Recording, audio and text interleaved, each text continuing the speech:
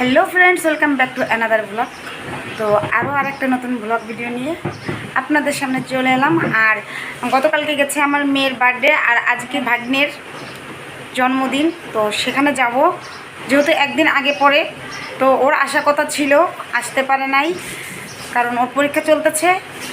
আর এখন তাই আমরা সবাই মিলে যাব। তো আমি রেডি হয়ে গেছিলাম অর্ধেকটা, প্রায় যে শাড়ি টাড়ি সব পরা হয়ে গেছিলো।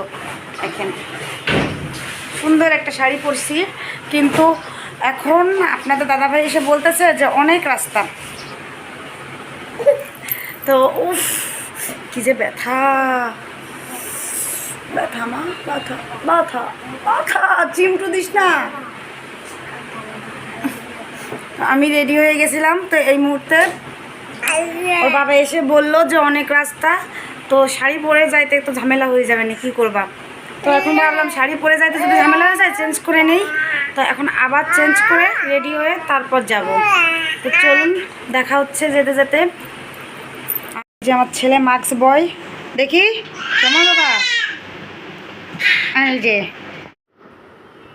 এখানে আমাদের বাইক পার্কিং করা ছিল, আর এখান থেকে বাইক নিয়েই আমরা রওনা দেব।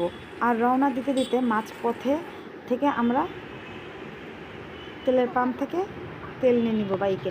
আর দেখুন বাইরে প্রচণ্ড রকমের রোদ, যার কারণে আমাদের একটা গাছের নিচে দাঁড় করে রেখে ও হচ্ছে রোদে পুড়ে পুড়ে তেল নিচ্ছে, আর আমরা এখানে দাঁড়িয়ে একটু সেলফি ভিডিও টিডিও করে নিচ্ছি। আর পেছন থেকে দেখুন একটা লোক তাকায় তাকায় দেখে।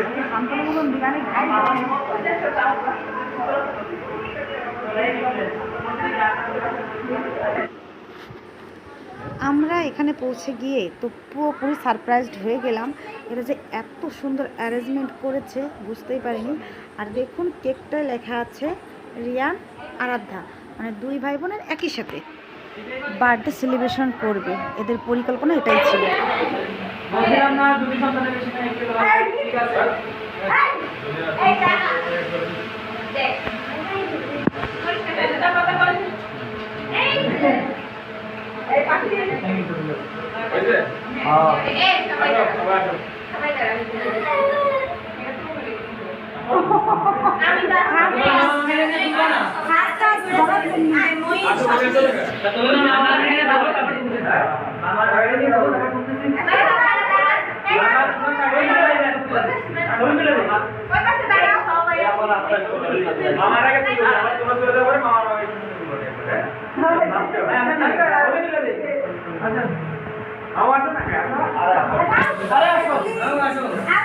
লজ্জা লাগে।